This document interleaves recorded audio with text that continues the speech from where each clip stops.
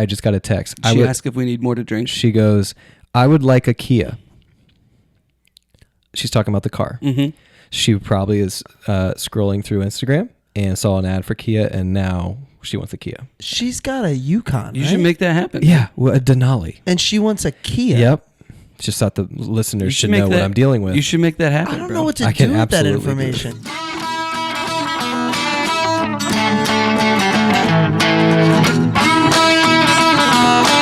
Welcome to The Cover, where three Hoosier friends judge books by their covers and movies by their trailers. That's right. I'm Brett, here with my fellow Indiana natives, Remington and Marcus, ready to dive into the stories that keep us up all night and occasionally put us to sleep. Whether you're a bookworm, movie buff, or just here for the witty banter, we've got you covered. Each week, we'll dissect a different book or movie, sharing fun facts, hot takes, and moments that make Marcus cry. Spoiler alert, we're not experts, but we're definitely opinionated. From literary masterpieces to blockbuster flops, nothing is safe from our snarky reviews and wild tangents. Who knew Hoosiers could be this entertaining? So grab your popcorn and reading glasses because we're about to embark on a hilarious journey through the pages and screens that shape our lives. Or at least our weekends. You're listening to The Cover. Let's get the show on the road before one of our kids wakes up.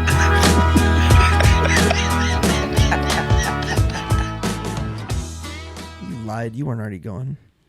You're a liar. You just hit it after you said yeah.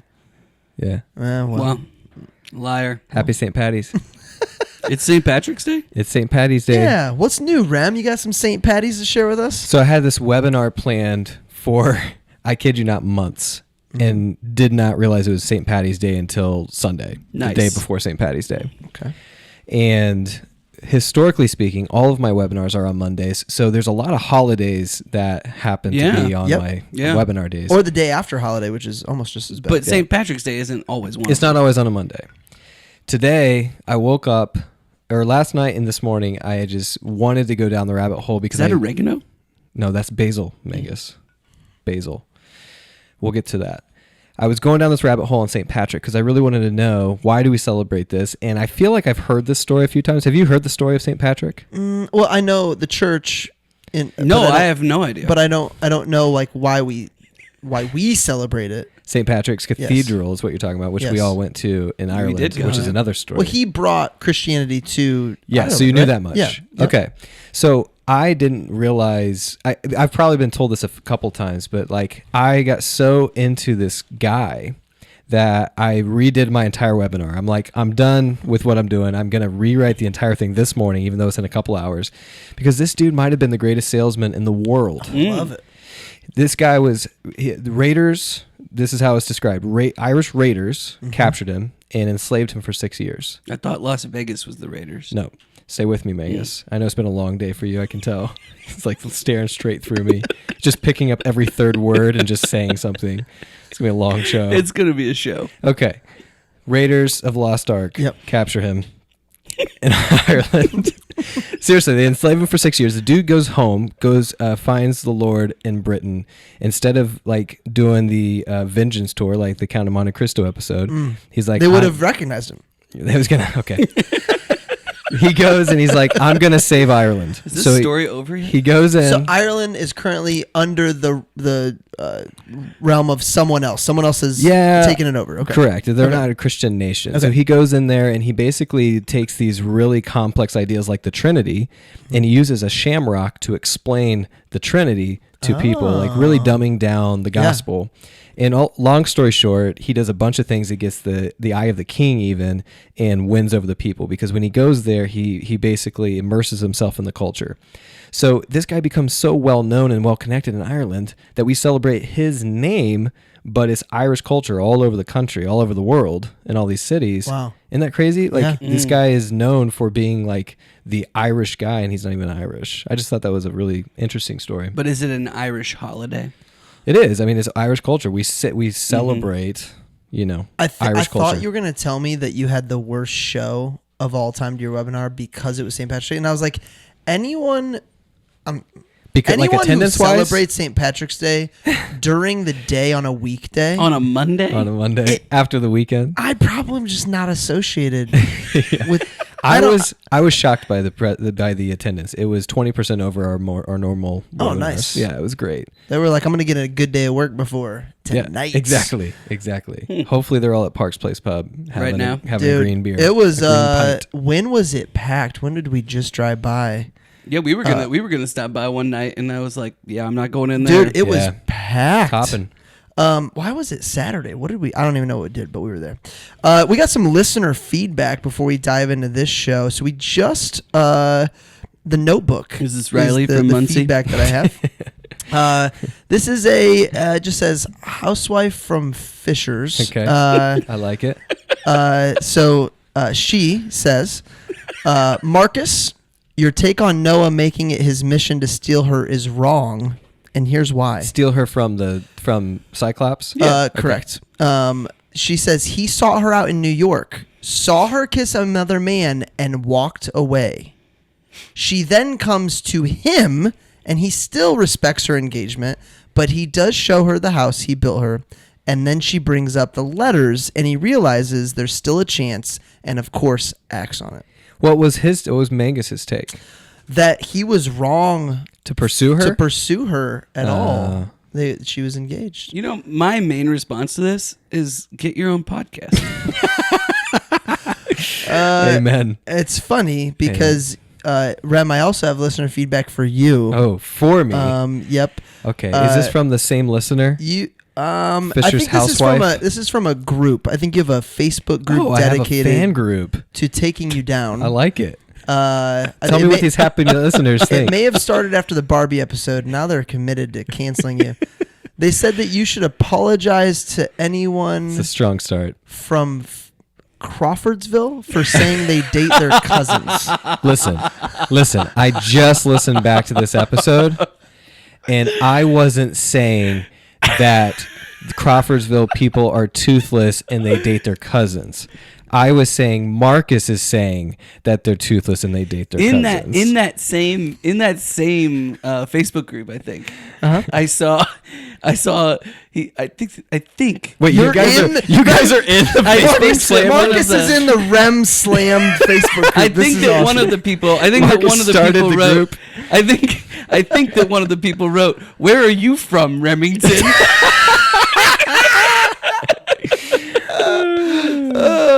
Stupid name, Remington. Oh man, do you remember Drew's neighbor? I do. You really like that story. Oh my gosh. So we meet this guy for the first time ever, and he's like, "This is my friend Remington." This guy had been day drinking on. It's probably St. Patty's Day. Yes. Yeah. He's, by the way, he probably still lives there and is drinking right now. Yeah, exactly. That's the kind of guy. He looks at. He's never seen Remington's life. The first words he says, Remington, and goes, "So your name's Remington?"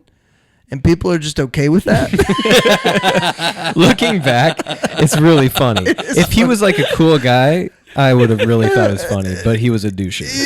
But we were a little younger. We didn't. I think he we thought had you were a feeling. doucher. Yeah. Yeah. Well, I mean, we he might have literally just met me. So been. Well, welcome to the Cover Podcast. speaking of Zen Masters, We have no douchers here. I'm your host, Brett Wiggins. Hey, Brett. As always, to my left The is asset. Marcus Mangus. Sitting to my right is Sir. You know my stance on this. I'm done introducing myself. That's your Remington job. Ramsey. And Not a douche. By the way, Not a douche. By the way, clearly a douchey move. Not a douche, but made a douchey move. I've given you plenty of opportunities. What's the guy's name that owns Virgin Mobile? Hold on. Sir.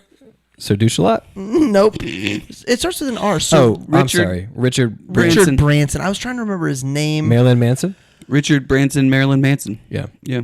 Hey, so my wife, who knows Helter that I'm Skelter. filming, we film this the same time every single Monday night. That's true. My wife knows we're filming. She said hi to us all. She knows she likes to text me really important things. She only texts me if it's super important while we're filming.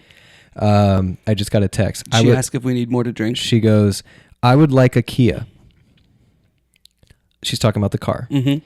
She probably is scrolling through Instagram and saw an ad for Kia, and now she wants a Kia. She's got a Yukon. You right? should make that happen. Yeah, well, a Denali. And she wants a Kia. Yep. Just thought the listeners should make know what I'm dealing with. You should make that happen. I don't bro. know what to I do can with that absolutely do it. information. You got to lock. By the way, down. here's what I'll Apparently, say. the new branding for Kia has really struck her. No. Text her and say. LeBron has a Kia. Text her They and do say look cool. headlights. Text her and say headlights. I guarantee it's the headlights. The headlights? I guarantee it. All right. Volkswagen, actually, their logo on the front lights up like the headlights, and it actually looks really cool. Oh. It's a really it's probably cost them a couple extra $100, and it's a great tool to cause wives to ask their husbands to buy them a This Volkswagen. TikTok satanicness. Sir Remington, what are we covering on this episode? What do we got? I'm going to try to get through this whole thing and know all the words and not get interrupted by you fools. Well, as long as you don't change Phil Jackson's name to Duke, I think we'll be all right. I'll just read Okay. it. I'll just make sure that I read it here with you. Okay. So that anytime you get a word wrong, I'll just get it right for you. The Soul of Success, a memoir of legendary coach's 11 NBA championships with candid insights into the alchemy of leadership. During his storied career as head coach of the Chicago Bulls and the Los Angeles Lakers, Phil Jackson won more championships than any coach in the history of professional sports. Just as important, he never wavered from coaching his way from the place of deep values. Jackson was tagged as the Zen Master, also the name of the drink we are drinking right now, guys. Ooh, I like it. Great drink, by Growing the on me, way. by the way. Yeah. If you a couple sips in, you got to add that cayenne pepper. Thanks to producer Great Nate. call, Nate. By the way, in it has elderflower. I don't think we've had elderflower on the show, and that's my jam. I like elderflower. Elderflower, Yeah. like It's fresh. Yeah, I French feel 75s. refreshed. I'm refreshed. fantastic. It's like drinking water. I don't know where I am, so I'm just going to start at this paragraph. This is a story of a preacher's kid from North Dakota who grew up to be one of the most innovative leaders of our time. In his quest to reinvent himself, Jackson explored everything from the humanistic psychology and Native American philosophy to Zen meditation. In the process, he developed a new approach to leadership based on freedom, authenticity, and the selfless teamwork that turned to the hyper-competitive world of professional sports on his head. In 11 Rings, Jackson reveals how he learned the secrets of mindfulness and team chemistry while playing for the New York Knicks in the 1970s, how he managed Michael Jordan, the greatest player in the world, and got him to embrace selflessness, even if it meant losing the scoring title, how he forged successful teams out of players of varying abilities by getting them to trust one another and perform in sync, how he inspired Dennis Rodman and other uncoachable personalities to devote themselves to something larger than themselves, and how he transformed Kobe Bryant from a rebellious teenager into a mature leader of a championship team. 11 times, Jackson led his teams to the ultimate goal, the NBA championship. 6 times with the Chicago Bulls and 5 times with the Los Angeles Lakers. We all know the legendary stars on those teams, or think we do. 11 Rings shows us that when it comes to the most important lessons, we still have much to learn. This book is full of revelations about fascinating personalities and the drive to win, about the well springs of motivation and competition at the highest levels, and about what it takes to bring out the best in ourselves and others. This book is 11 Rings by Phil Jackson. All right, Rem. All right. All right, I didn't mispronounce any words, but I said some of them a little funny. That's the podcast, folks. What did Nate We'll say? see you next week. Some of the feedback we got was that with a book specifically, because we read more than the average person, it's not a book they may have read or a person they may have known. So go a little bit more in depth in the beginning so they have some context for what we're saying. So Nate, what'd People you say the do love tagline the book was? episodes, though. Yeah, we right, read the the book. books so you don't have to. yeah, we reread the books. So you don't have to. We'll just give the goods, the good And your stuff, ears and the have bad been stuff. uncovered. Your ears have been uncovered, Kyle from Chicago. So we are going to dig into 11 rings. Phil Jackson. This does not include his championship ring with the Knicks as a player. Two with players. So technically 13. What do we know going into it? I knew Phil Jackson was a great coach, but still had the question, would he have ever won if it was not for MJ, Kobe, or Shaq? That was still in the back of my head Okay. yeah, that was Is that, you want us to answer that right now? No. That was before I read the book. I got you. That was still a that's question interesting. in my head. Yeah, like, hey, yeah, you are a great coach, no doubt. But anybody yeah, can shit. win with those guys. It could. I don't know. No, After- but that's kind of your thinking. Correct. That was Yeah. absolutely. Rem, Marcus, what'd you guys know going into it?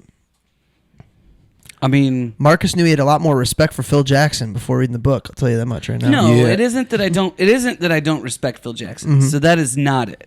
So I've already given these guys a slight preview, and I guess I said it on our last one, but I didn't love the book. Yep. But Not into his witchcraft. So it isn't that I don't Voodoo.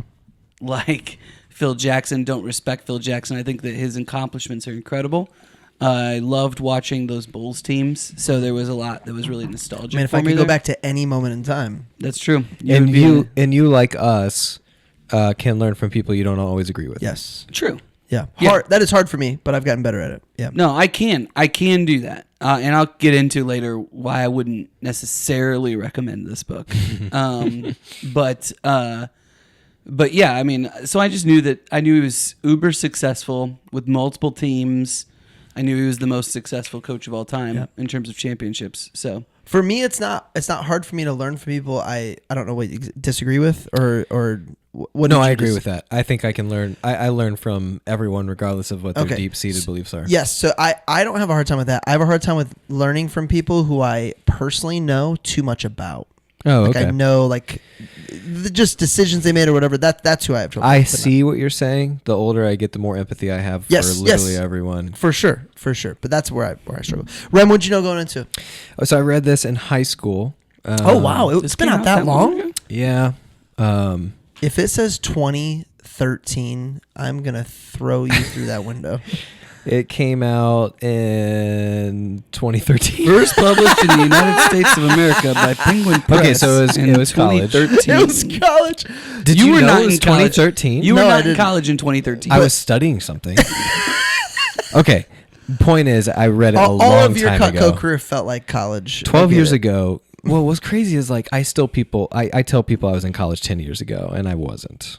It was a lot. I'm about longer to have than my that. 15 Dude, year. were you 15 year? So reunion. Rem and I just spoke at Heritage Christian. Did you mention to them how many years ago you were in their seats at I some point? did. And have to go. I had to do math. Oh my gosh, that was 22 years ago. Yes, 23 and I years ago. paused. I paused and like had a moment. Yeah, They weren't high schoolers. It was high school. sophomores. It was freshmen and sophomores. They're 16. Which, Brett, dude, you are so gifted and entrenched. You probably crushed it. Honestly, like I had a couple kids that made it worth my time, but I realized by the third, it is not my people.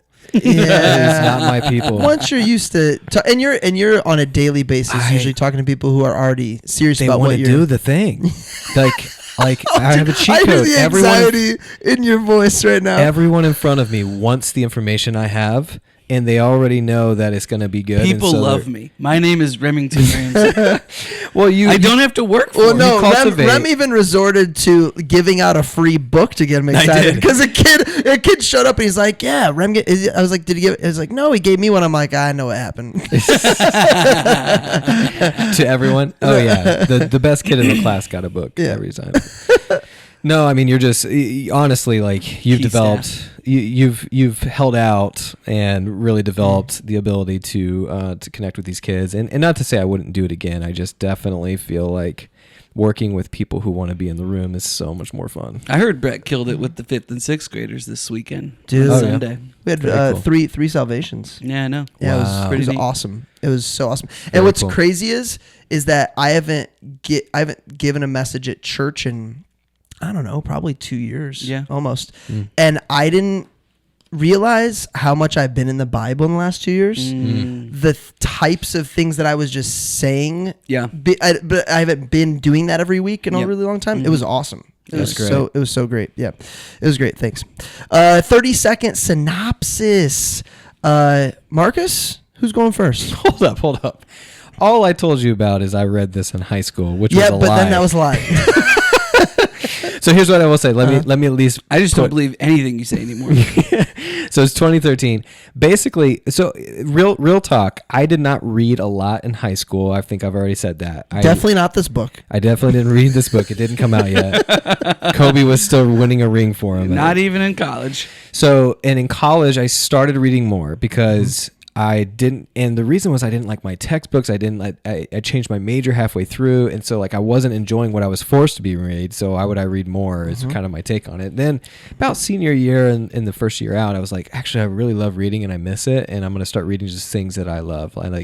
I heard this quote: "Read what you need," and I really like that. Read what you need. So I read this book, and when I first read it, I had a much more open mind, and I really just cared about the history of the Bulls because I was a big Bulls guy. Yes. And I liked the sports stuff. And I kind of just ignored like the spiritual element of it because I just knew I didn't agree with it, but it didn't really bother me. 37-year-old Remington, 36-year-old Remington, I have a much different take on it now, and I'm leaning towards what I'm guessing we're going to get into with Marcus. So I definitely feel different the second time around. Yeah. I found myself, that's one of the notes, is his parents and how they kind of pursued his Christianity almost, and ended up driving away. And there's almost a matter of empathy of that with him a little bit. But it's also scary how successful you can get going the wrong direction. Yeah, look at Hitler. Well, I mean, I don't know. That's not necessarily scary. I don't know. We can. Yeah, we'll dig into it. We got 9 words in slam poetry first. Who's going first? What you got? Up to you. Hit me, Marcus. Hit me with your 9 words. Hit me with you. By the way, we're in the Purdue Sox today. What's their seed? What'd they get? 4. 4. They're playing strong. I don't know what happened in the Big Ten tournament, but kind of finished pretty poorly. Oh, never mind. Yeah. Okay. Good. They had a good season overall, but finished poorly. Just had a lot of really good wins against some of the big teams. Anyway, Phil Jackson finds Zen Buddhism and wins 11 rings. How many times did you count Buddhism? I'm counting words, not syllables. Oh, not syllables. Okay, start over. That was really good, Marcus. I was waiting for you to put in more things you were offended by. I thought you were going to go off on a rant. I thought you were going to make it about yourself.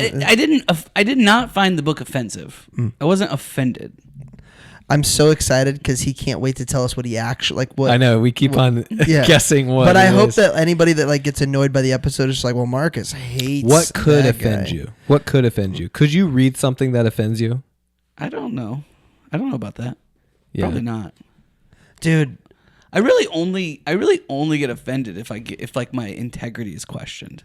Like that's what really annoys me. But even then, the source matters. So yeah. You know what I mean? Yeah.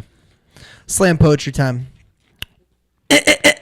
Boy, please only Pentecostal. please only clap if it was that tall. Good. Clap if it was that. Only could wear pants. Phil Jackson, MJ, Kobe, Shaq. Did he ride their coattails, or did they ride his? Parents ruined Christianity for him. Brother gave him the reality check he needed. Drugs. I'm assuming there were lots of drugs. Knicks, Bulls, Lakers, New York, Chicago, LA. Doesn't suck. Is this Tarragon? Broken back leads to coaching tact. The Last Dance or 11 Rings? MJ or Phil? Horace Grant's getting crapped on either way.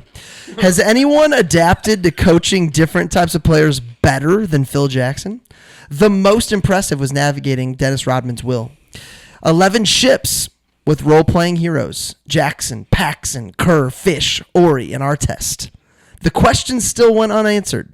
Was Phil the greatest of all time or simply lucky at best? Oh, Artest. He liked it.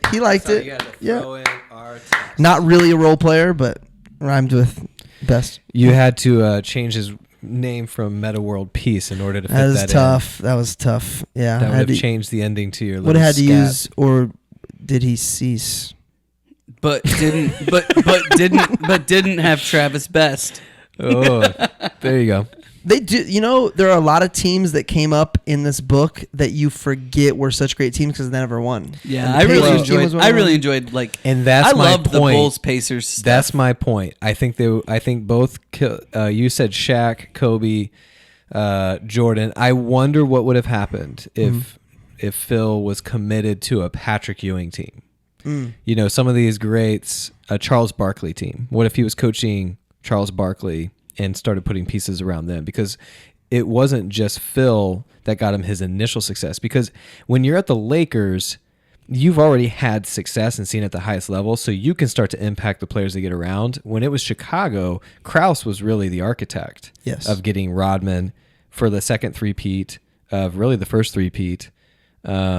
And so once you start to see that success, everyone around you, that's why you see so many championship DNA teams have at least one or two players, even if it's a brand new team. Yeah, but it did sound like both Phil and MJ signed off on Rodman before. Sure. Yeah, there were meetings. It wasn't but just they were Krause. trying to keep Kukoc off the team, who ended up being pretty instrumental. Like, there's a lot of moves that I think was a total team effort, especially driven by Krause.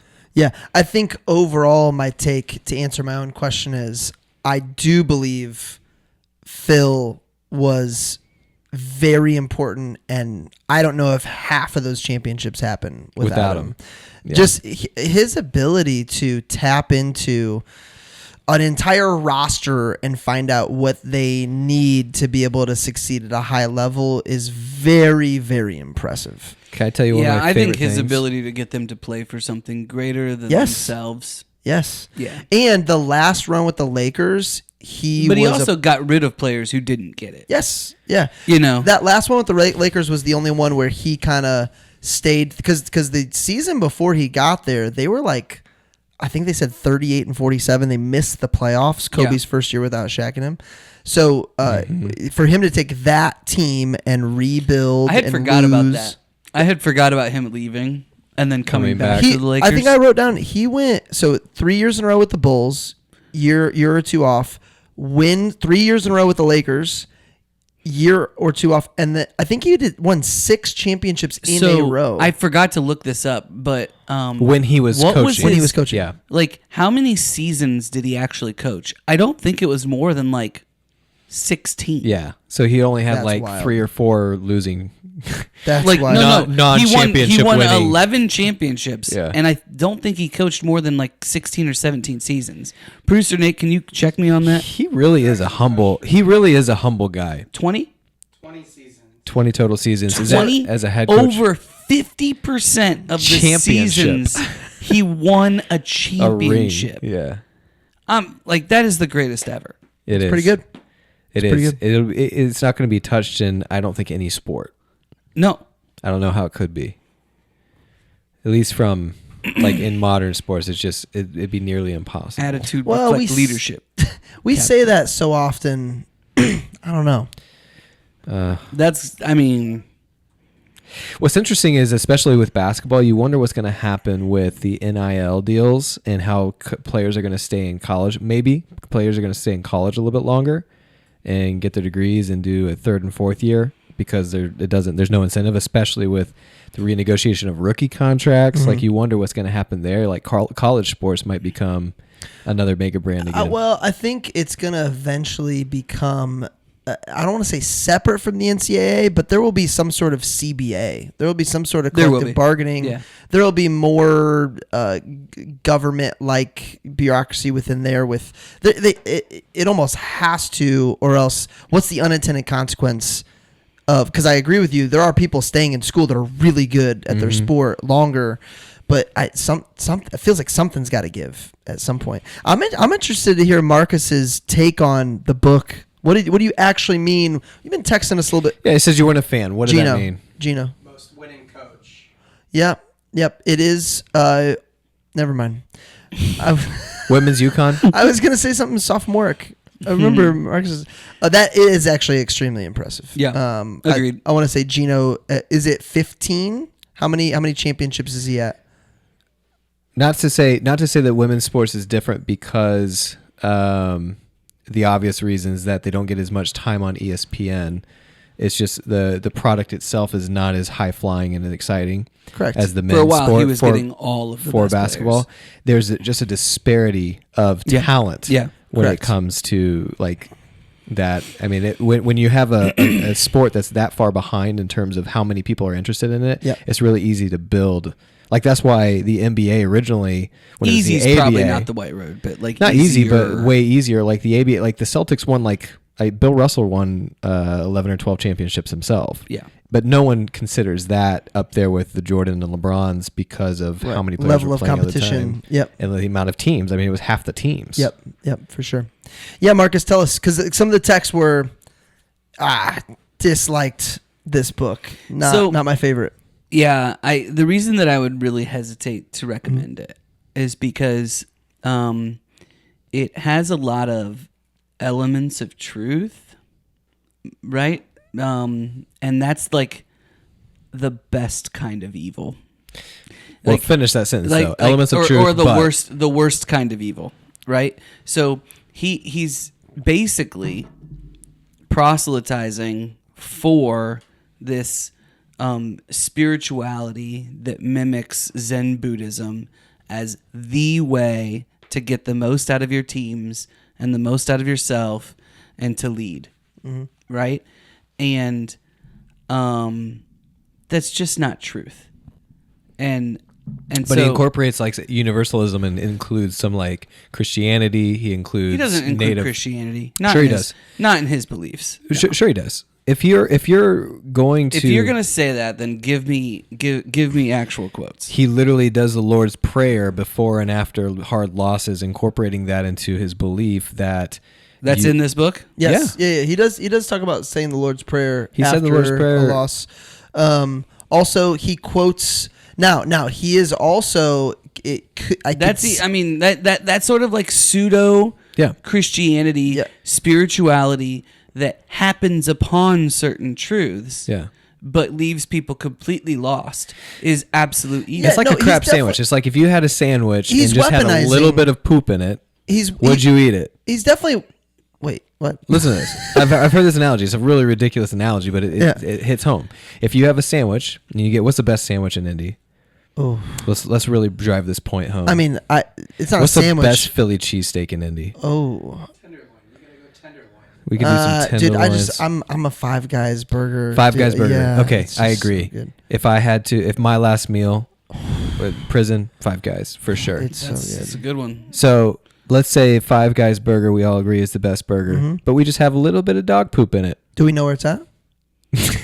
It's a layer of dog poop. Oh, so every bite's gonna have. Every bite has dog poop. No, I'm Would not. you eat it? No. So that's kind of what this like. What if I said yes? This pseudo-Christian. That's great. That's a great analogy. You've got some truth mixed in with extra and more than what we need. We've got the Bible is not quite enough. We need to add in some other. And what if we're not being these people haven't heard of the Bible? He's anti-Bible though. Right, he is. Like I don't remember specifically this Lord's Prayer part that you guys are talking about. By the way, I don't think we are not disagreeing with you. We are just saying. I'm just saying I don't necessarily and I do think that if there was somebody who was Christian, so there's a point at which Horace Grant I think is finding his Christian faith again, and he gives him and I think he gave Shaq at one point like a book of the Bible to read. And so I think that he just considers it ancient wisdom that like totally that could be used, but there's no such thing as truth in his world other than your own truth. And that's the worst kind of lie. Yeah, and that's what this whole book is about. It's the same issue. I mean, it's literally titled "The Soul of Success." Yeah. Do you remember? And that's just a problem for me. Do you remember when CVI, Core Value Index, became a big thing? Yeah, personality test essentially. My biggest. What were the different ones? It's kind of like disc profile. There's like 4. It's like merchant, like Enneagram. It's like it's actually like most like merchant builder, banker, and innovator. So I remember my biggest issue with that was I felt like it was being used to manipulate people. Yep. And that's how I feel about Phil in some ways is he's kind of weaponizing different religions based on that person's perspective. I remember he talked about Ron Harper. He knew Ron was a devout Christian, so he quoted specific verses to Ron. And I don't know that he was even doing it intentionally. Yeah, I don't think he was. I think it was just like, how do I get on this player's level? Where he's at. Yes. Yeah. But in that sense, he's a great leader. That he like meets his players where they're at. And so there are great leadership principles in here, and he was a great leader. And I think that because he's a great leader, he had great teams. Mm-hmm. So I don't want to take that away from him. And you could read this and take away certain lessons. However, if you're not a very discerning reader, or you've got like an up and coming leader, or you've got 23-year-old Remington, it's literally designed to. Like it's anti-Bible. So I just have trouble recommending this. But he's not hiding in the dark on it. It's not manipulating you in the way of like you think it's one thing, it's another. He's openly saying this was he's my not. journey. Yeah. My mom it was basically his mom, because he really, if you listen to the way he talks about his dad, he really admires his dad. And well, because he talks about his dad as more the grace side of Christianity. His mom's fire and brimstone, right? Right. Yeah, she's from the pulpit. It sounds like pretty really intense. turned him off. Yeah. Basically. So part of you has got to feel like, man, dang it.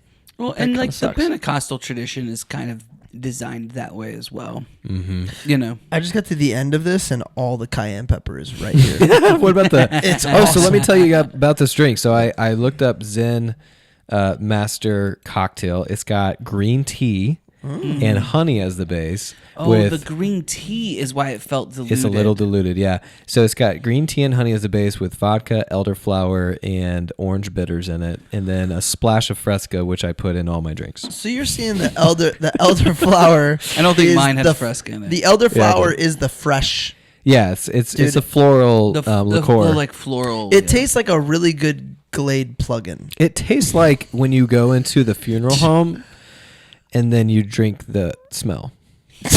That's what elderflower is. Oh my God. That's what it is. It's just a bunch of flowers. By the way, it's a gross. great drink, but I I don't liked disagree with elderflower liqueur until you said that. Not the formaldehyde or whatever. Do they use formaldehyde Yes, they do. on humans? Yes, Oh, really? to embalm. Yeah. Yeah, I think so. No, I mean, I I've don't think never, they do I've that never on worked in a humans. mortuary. They don't use elderflower. They don't use formaldehyde. It's not like dissecting frogs in anatomy. How about this? At one Is point, this oregano? he admits that luck is part of the equation to winning an NBA championship. Andrew Luck didn't win any championships. Andrew Luck didn't. He quit on his team. I admired that self-awareness a ton, but part of me feels gross about admitting luck is a big part of the equation. You know what I Maybe. mean? You do have to get lucky at times. Yeah. But I think it's luck. Paying luck, off officials, is that luck? I don't know. 11 rings is not lucky. You know what I No. mean? Right. It's kind of like the people that say poker's lucky, but the same 5 people are You the can be five that lucky say one every- time, though. Right. You can Yeah. win the Super Bowl one time with a little bit of luck. Yeah. Yeah. 11 rings is like a storied success right there. But you guys have mentioned a couple times, and this was one of my favorite facts. In Chapter 9, I love that he gifted every player on his team with books on the road long trips. And And they were is a specific book. he per thought each about person. each person, and this is what he said. He goes, it didn't even matter if they read it or threw it away. The fact that I took the time to personally get to know them and invest in them enough to know what book I should give them and tell them why I'm giving them the book. I love that. I do that all the time. And that was enough for a couple of players. They didn't even read the book, but Sure. I'm guessing they were like, dude, he really yeah. he cares. I think he He's mentioned paying attention. Rodman. Like probably didn't read it, but he really cared about it. Yeah. Brett, so- do you still give books away a lot? I give books away a ton. I haven't since I started the podcast. Oh, interesting. I don't know, but I did for a little bit, a lot. Rem still does that. I do it all the every time. book. What does starting the podcast have to do with I your don't gifting know. habits? I feel like I'm. Are you just reading less? I'm and just- now business instead of books? spending money on him, he's like, "Hey, you should listen to my show. Let me give you the gift of this podcast." I feel like part of me is no. Here's what I think it is, because I'm actually intaking what I'm learning. I'm like, I might want to go back and look at this.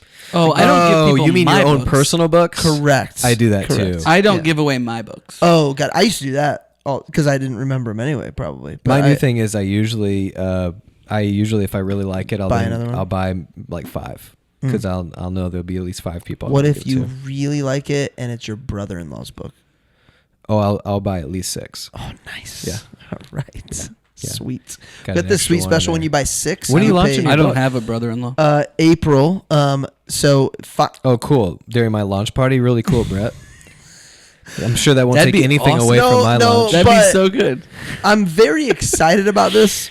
Hey guys, But- I know we're all here right now, but but you guys just get on But Amazon who's- real quick? no, who's but on time the out. mic right now? By the way, This is my I party. want this to come across with the most Are we gonna do a beautifulness live ever. But episode about the cover, or are we gonna do a cover episode about your book live at your launch party? That would be fun. My book is not cover worthy. So- it's not. so it's one thing to have another Vector alum Book? book be launching while your book is launching. It's another thing for John Rulin's second book to be launching Yeah. before your book launches. Right. Like, R.I.P. John. I hope it sells 1.5 million copies. By the way, But- it looks like a monster book. It looks awesome. It does look good. Yeah. Like, I should ask his dude if we can get like a bundle. Package. Yeah, package deal. John would have wanted it. The Cutco bundle. Oh man, I saw that on like Heart. In all seriousness, heart sad face. In all seriousness, upside down Cutco heart. has got to have. There's got to be like a top 10 list of people who've grown up in a specific business who've gone on to speak and write. Yeah. Cutco's got to be on the top 10 of that. I would think Northwestern Mutual, Southwestern Group. The Cutco. thing is, you wouldn't even know how. Like, there's probably like companies that within that circle they would know off the top of their head. We might know like 4 or 5 books that are amazing that actually are all from the same company, but we wouldn't know until It then. is interesting Yeah. how many, like, whether it's authors or speakers or whatever come from that. But it's kind of like if you've ever read Malcolm Gladwell, I think it's Outliers, where he talks about the Beatles and the 10,000 Hours thing, and how they were just like jamming in these bars in England forever, Yep. and they just got their sound. Well, I mean, we gave so many. If you recruit talks. tens of thousands of people Messages. and give them Like, that much over stage time and over Yeah. and over and over Now, again. let me put a caveat. It's really funny you bring up the 10,000 hour rule because I was at church and I play rhythm guitar, and that is what I feel comfortable with the amount of time I spend. I cannot learn the lead parts in the week that it takes leading up to it to justify playing the lead guitar. And I'm okay with that, even though it'd be way more fun to play the lead. And I was thinking about the 10,000 hour rule, and I've been playing guitar since I was 15, maybe even younger. But the 10,000 hour rule applies to the level at which you play that 10,000 hours. So for me, like, I can play the guitar very well, but it's 10,000 hours of a specific kind. It's not just like you do 10,000 hours, now all of a sudden you can play literally any riff. And I was thinking about how that applies to like a bunch of different things. It's like that quote that it's like perfect practice makes exactly. perfect. Yes. Practice does not make perfect. Perfect practice makes perfect. And I really feel that now. Like it's like I used to read the 10,000 hour rule on that Malcolm Gladwell chapter and be like, okay, I can do that. I think Anyone that quote can do is that. in this book. Yeah. Anyone can do that. So I'll just do that. 10,000 hours at that level. At that level. Yeah. Well, or maybe not at that level. Now you'll get better.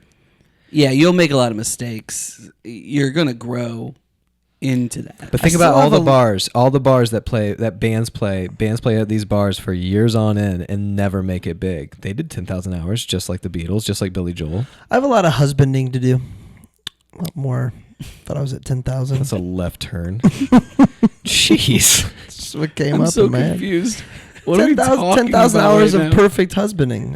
How much You just had to time put does in that 10,000. take? How many hours is 10,000 hours? It's 10 mean how 10 many- years, 40 how many- hours a week. Are we about to do this math on I the think it's on the I think podcast? it comes out to 40 hours a week for 10 years, I think is what it comes out to.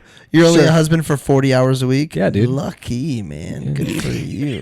A good husband. Only a good husband for 40 hours. I'm a good husband for 40 hours a week. I have so many potential jokes right now. By the way, isn't it funny how few Vince Lombardi. basically all of the books that we've read, they don't talk about their kids, like very little in Grohl any of the biographies. and so did McConaughey. I'm not saying they don't talk about their kids, but there definitely is not a focus on their kids in the book. So that might be a personal decision. I know for me, when I decided to write my book and I was going to utilize my social media for business purposes, Riley and I decided I just wasn't going to post about the kids anymore. I got that. So maybe it's that. Maybe it's a Tom Brady situation where it's like you are so addicted to success and being the best at your craft that you literally just phase them out. Okay, I can understand the kids, but spouse. I mean, like literally these guys, except for McConaughey. He got didn't- divorced. I mean, he didn't. I mean, he wasn't a good husband. It didn't feel like that for sure. Yeah. They grew Yeah, to apart his as own soon as he. admission. Yeah, as soon as he went after his success within Basketball the NBA. was the love of his life. That's what he said. Yeah. Yeah. Basketball was the thing that filled him up. So I guess I'm not surprised. dude, that chapter. I think that was chapter 2. That was such a hard. Chapter thing. 2 was really hard. It was very sad. Yeah. I have a ton of notes from chapter 2. Yeah, it definitely it's a sad truth about performing at a high level. Yeah, chapter 2. He says, "Found something that felt authentic to me.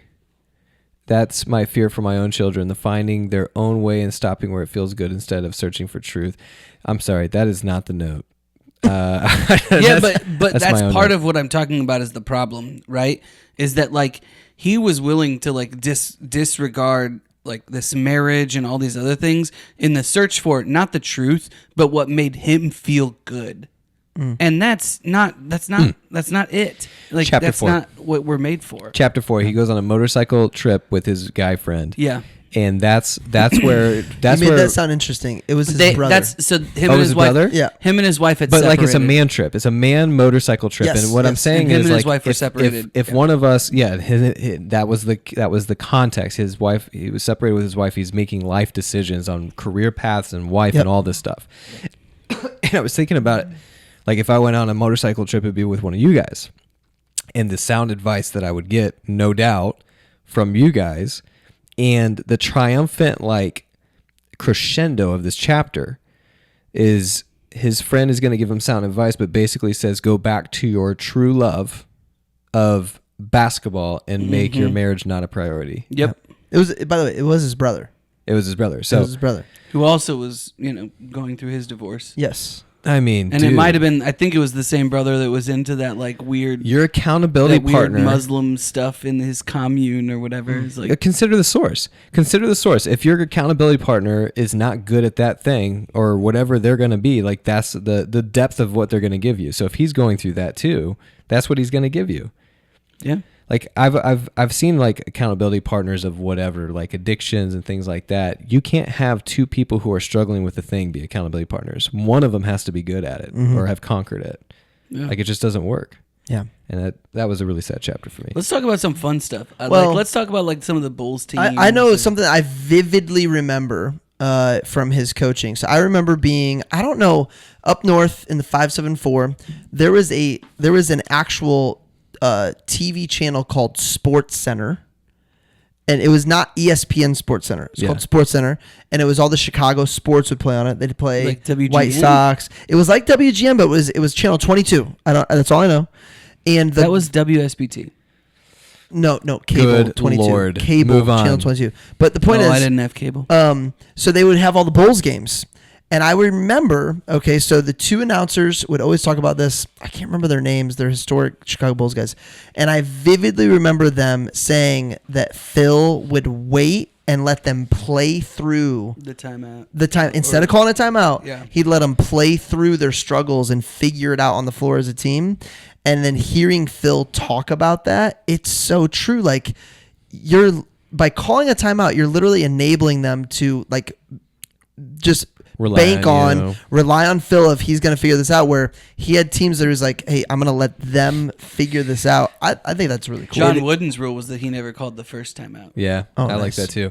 Now, what's funny is like people who hear that, like that quote got popularized. So then every high school basketball coach tried to play it through without the timeout and just got blown out. It's Because like, what you're not a good coach. You're not a good coach. what I you have to loved- first like be a good The coach. last run with the Lakers, Phil did call 2 back-to-back timeouts to save them from losing to, I want to say, the Spurs, maybe. Was he that in said? the playoffs? Yes, in the playoffs. I do think that he differentiates though, because many of the things that he's doing are happening during the regular season to prep them for the playoffs. Yeah. Well, and not only does he differentiate between playoffs and regular season, like he really does adapt what he's doing to his team and what they need that team. I thought that was interesting about how in depth he went into like specific players' details. Like he talked about recruiting Dennis Rodman, and after they got past like the theatrics of Rodman told him that he hated the Spurs because David Robinson was scared to guard Hakeem Olajuwon, and that they were just playing soft. Mm-hmm. Like those are details you can only get from a book like this. Yeah. Like that's not going to come in an interview. That's not going to come. And there was a ton of overlap with The Last Dance. There was. And this was sourced. Like, this was the source of... And I feel like it was all consistent. I don't feel like he shared anything that contradicted Last Dance and vice versa. I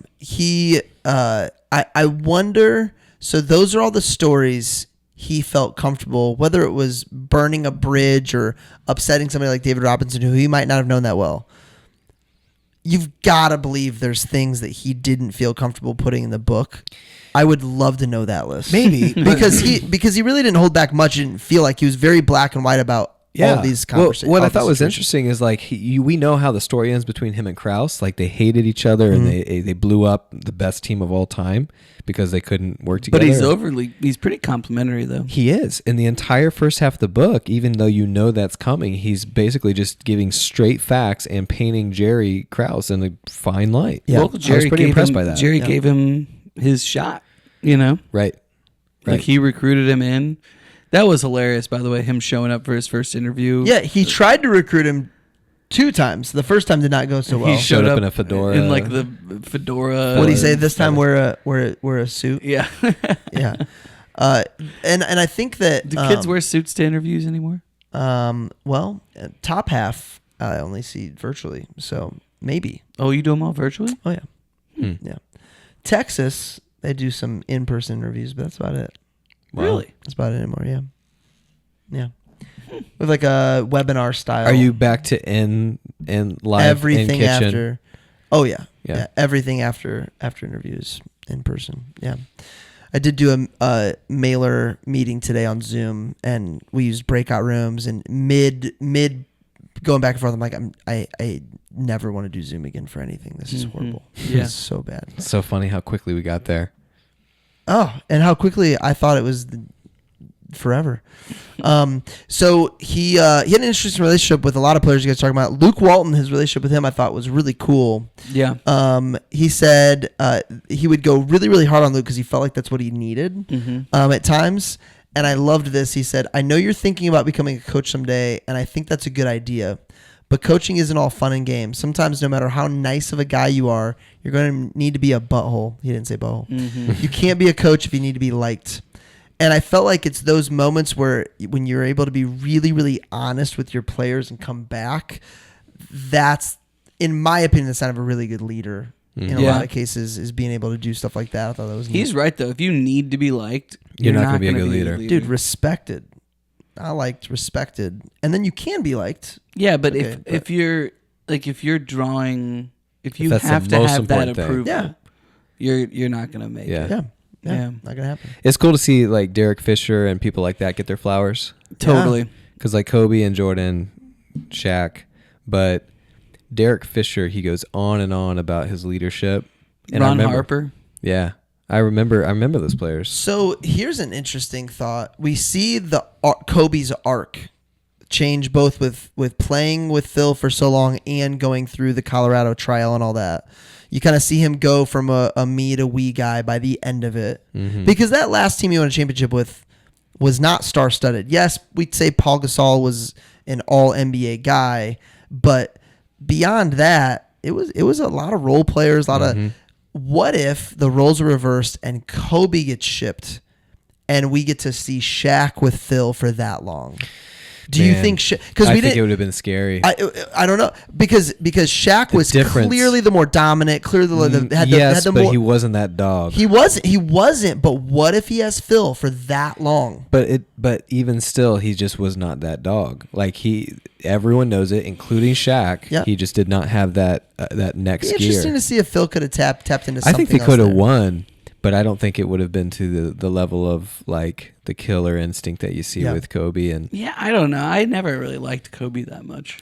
Yeah, I didn't until after his career, and I started to learn more about him, and I love him more now than I ever did. It's really sad. He was heading in the right direction. Dude, he was I liked right what there. I saw. I liked what I saw about him, like as a mentor for others and as a dad. Yep. But as a player, I never liked him. I liked him early on. Later in his career, I think his legacy got tainted in the last 3 to 4 years, where he just kept making decisions based on, like, he was almost a bitter offensive player. He only cared about scoring. He didn't care about winning. Right. He didn't care about building a championship team. It didn't look like it. It almost looked like he was so spiteful because no one could keep up with him, kind of like Jordan. Yep. And instead of like really like taking a pay cut and trying to build that team, he's just like, I'm gonna take the money and score all the points. And Well, Well, that's what it something that looked I like. thought about was like Tim Duncan won just as many championships as Kobe did, and played at the exact same time. And like I really liked Tim Duncan a lot. Like if you're gonna like I would that's say not Tim true. Duncan. Yeah, it he is. didn't have 5. Yeah, I'm pretty sure they won at yeah. least 5. They won 5. Tim Duncan won 5. He won one his rookie And season so with David I Robinson. actually would take Tim Duncan.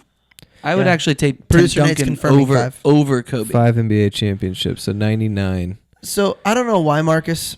Huh. I'm not surprised by that take, and I'm not disagreeing with it at all. He plays the game the right way. He does play the He game. just plays the game the right Who, way. Duncan? He hits bank. Duncan. He hits Yeah. bank shots. He does. The bank's open. He passes. He rebounds. He's Like Jokic. you know who would have he's loved to Jokic coach before Tim Jokic. Duncan? You know who would have loved to coach Tim Duncan? Mm. Phil Jackson. Oh, I Yeah. thought you were gonna say Gene Hackman. Anyone, honestly, anyone probably would have loved to coach Tim Duncan. Speaking of Gene Hackman, but- since this is a movie podcast, I just watched the first half of Runaway Jury last night. Oh yeah, Man, that's a great role. Did you cover watch worthy it based for sure. on seeing a reel? I based it off of, hey, Kels, can we please watch something else than what we were watching? And it was the first thing we came to. No. Why? No. Was there a reel that popped There up? was a reel that popped up. There's Gene been a lot of Hackman Gene Hackman stuff coming out since Yeah. he passed. Runaway Jury's good. It's a good book. Good movie. I don't know why I'm so surprised every time I find out a movie's a book. Like almost all great movies seems like they were books first. Who would but- play Phil Jackson in the movie? Ooh, who would play Phil Jackson in the movie? Who played Would it be a compelling movie? Who played Gandalf? Are they both? Have they both passed away now, or just the there's the Ian first one? McKellen? No. No, second one still. That'd be a good Phil one. John Jackson. Lithgow? That could work. John Lithgow could. Is he the one from Is he Third tall Rock from the enough? Sun? Yeah. You gotta be. You know, he's the you need guy somebody playing He's Gandalf. big. He's big. You know he's the guy playing Gandalf in the Harry Potter series? Gandalf. No, He's yeah, playing he, Gandalf. he is the one playing That's Gandalf interesting. in the Harry Potter series. Gandalf isn't in Harry Potter. What? Oh, dang it. Come on, man. Roll Sorry. with it. Say We could have had that all episode. What's his name? We could still have it all You're talking about Albus Dumbledore? I think so. Yeah. Now he's questioning everything now. Yeah, he's playing Dumbledore. Got it. Okay. He's Good. playing Dumbledore. Dumbledore. Gandalf is Lord of the Rings. Yes. There was a really funny picture Play him of too. the guy, the actor that I can't remember who plays in X-Men. He plays Xavier. And the quote is, "Use the Force, Harry." Yeah, I love those. They combine like 4 movies. 4 different movies. Yeah. Okay, but if it was a movie about Phil Jackson, that would be the move. If it was a movie about Kobe or MJ, it would be Michael Caine. Michael Caine. Where it'd be like the secondary, like it's not about him, but it's like, you know. Yeah. Oh, Michael Caine would play Phil Phil Jackson. Jackson, yeah. But not I if I it wish was I a would have movie thought about Phil this Jackson. question coming in to this because Yeah, we can come back to it. yeah. Yeah, mostly because I don't know any actors' names. That's true. For the most part. guy that plays. I The guy loved that hearing about plays- Phil's coaches coming up in the league that inspired him the way he coaches. Yeah. That was really neat to hear about them. One of my favorite moments was his coach Red from the Red Auerbach. from the Knicks. And maybe I'm getting it mixed up, but somebody asked him basically like, so what are you gonna after you win? What do you do? Oh yeah. Go home. Go home, drink a scotch, Yep. eat one full meal with my wife. Selma's cooking. What about after a loss? Same answer. Yeah. He just had some really neat coaches coming up that I think really shapes. And maybe that's to his point about getting lucky. Like he just really got on some interesting staffs to learn the game a certain way and go about things that I think He was helped. just passionate from a young age about playing the game the right way. Mm-hmm. About like he holds basketball in this reverent place. Mm-hmm. And to him, like you're disrespecting the game if you don't play it the right way. Which is interesting because isn't it fascinating what games take off? I think we've talked about this before, but like pickleball is taking off right now. Will pickleball ever become like the next tennis? Will it ever become like the next big sport that people gather in arenas for? And it's just weird to see like it's interesting to see a game that was created in when was basketball created? And we know people. Marcus would know this. No, early 1900s. I don't remember. Yeah. So essentially, like, we know people it was created in their lifetime. And to have it grow so quickly to fill arenas to watch people play the thing we created in the last 100 years is pretty fascinating. Soccer makes sense. It's been around since the Greeks. It was the 1800s. Right? Yeah. So it was 1891. What's interesting about which that take, 2 though, years Rem, later was the World Fair. What's interesting about your take, though, Rem, Phil Jackson had never seen an NBA game played until he played in one. Yeah. Like, it was Right, like, exactly. it was just hovering, and then Larry and Magic, boom, we're off. Totally. Off to the races. So you never know when that sport's going to attract someone that totally blows it up in such a positive way. I think Right. a lot of it is based on that. I mean, it's interesting to see it, but then like, which A makes lot of it too is the promotion and the platform. Like if you think about like the Caitlin Clark phenomenon, you know, it's not necessarily now she is really, really special, but just the women's basketball, like in general, it's not like it's gotten significantly better, but it has been marketed better, platformed better, and they rose with her as the star, and she's special. There's no doubt about it. I think she's going to provide. I think in the next 10 years, you'll see the product be better. The WNBA product, and I know I'm going to get crap for this, and this will be the next fuel for the flame of the Facebook group, is not good. It's not. Like, if you go to a game, it's just not good. WNBA, but the top level NCAA women's product is very good. Right, it's coming. Is very good. Because, and I really feel like Caitlin Clark is paving the way for more girls to be interested, and the more girls that get interested, the better they get, and then It's like almost the like next the wave. Tiger Woods thing. Tiger Woods, exactly. That's why you see this, like, total wave of Tiger lovers that were like 20 years ago. Yeah. That's exactly what's happening. Yeah, it's great. And the it's cool awesome. thing is they're filling stadiums along the way. Yeah, she's filling stadiums. She is. Yeah, I mean It's she has very crazy. like Dude, singularly what happens to a become. city? But here's what's crazy. The fact, all those players not wrapping their arms around her, leaving her off of the All-Star team, I believe. You mean Leaving the her off of USA the team? Olympic. No, she got like left. So like she was playing on, like there was leaving her off the Olympic team, and then she's on the All-Star team playing against the Olympic team. Yes. They win. Like It's petty. it's like it's not. Like, I get having someone pay their dues. That being said, like they took off after that, so I'm kind of glad she didn't go to the Olympics. But Totally. Like, Dude, you mean the fever? Mm-hmm. Yeah, they did take off after the All-Star break. They figured some stuff out. I'm like, what are you? Number one, what are you doing? Number two, if you're the commissioner, why don't you just step in and just no, this is what we're doing. It just, if you're NBC, why don't you just step in and be like, "What are you guys doing?" Yes, they probably tried. Honestly, a lot of politics. Yeah, I'm sure. Let's get into. We've talked a lot about Phil. I feel like we can get into more of it. But I'd love to talk about some of the players and some of the stories he shares around the players. Number one, Michael Jordan averaged 37 points a game for an entire season before the three-pointer was what the three-pointer is now. Mm-hmm. That is amazing. That 37... Almost like Pete Maravich. Yeah. Yeah. You're a big Pistol Pete fan. Dude, there's a very... But again, I just think that he wasn't Pete playing Maravich against would have been Steph Charles Curry. Oakley. Like, Pete Maravich would have been Steph Curry if there would have been a three-point line back then. Like, Steph Curry completely changed the game. Mm-hmm. And I think Pete Maravich would have done that because he was shooting from that far out when there was no three-point line. When there was no reason There's a super solid made-for-TV documentary over Pete Maravich that I've watched a couple times. It's awesome. I mean, super selfish player, didn't play defense, but man, that guy could score. Mm-hmm. He was definitely doing stuff. Sorry, seen I his interrupted. showboaty. When he was talking about... It's incredible. It like he's such a scorer. I mean, Michael Jordan is just incredible. I watched a reel of somebody comparing how many dribbles it takes somebody like James Harden to put himself in a position to score versus Michael using like triple threat, jab step, 2 dribbles, gets himself wide open. Like the amount of efficiency with how much time he needs the ball I is. hate watching James Harden play basketball. Yeah, but it's tough because it's I bet Phil hates watching James Harden play basketball. I think he Well, would it definitely isn't triangle offense worthy. Yeah, No. It's really neat to see how great Michael was without holding on the ball for 23 seconds, dribbling around. Like that would not have happened at all. I really just to get back to all the names he names. I really love this effort.